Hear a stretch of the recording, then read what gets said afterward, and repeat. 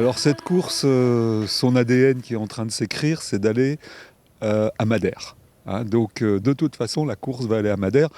Évidemment, il y a des conditions météo qui pourraient être difficiles pour y aller. Pour le moment, les conditions météo vont être musclées au passage du Cap Finistère, mais ça, on a l'habitude, il y a souvent du vent dans ce coin-là.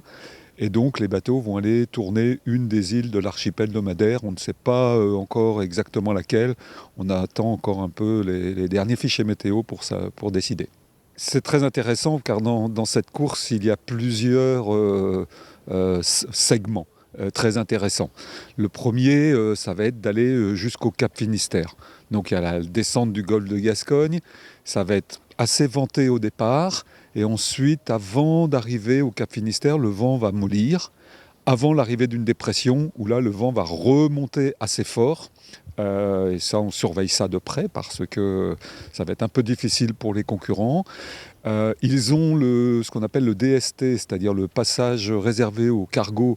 Ils n'ont pas le droit de rentrer dedans au passage du Cap Finistère, donc il faut qu'ils fassent leur choix de passer au large ou entre la côte et cette zone qui est interdite de navigation pour eux. Donc là, il va déjà y avoir des écarts entre les bateaux pour arriver là.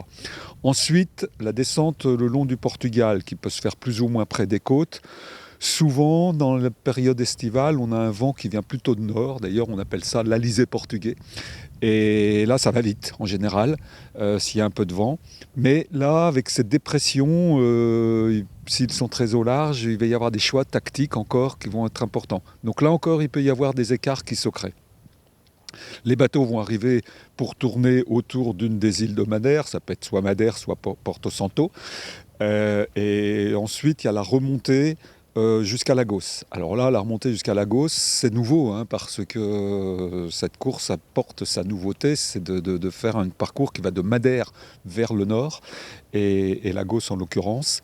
Et là, ils vont être ce qu'on appelle au près, c'est-à-dire avec le vent de face. Et là, il y a encore des choix tactiques très intéressants pour eux.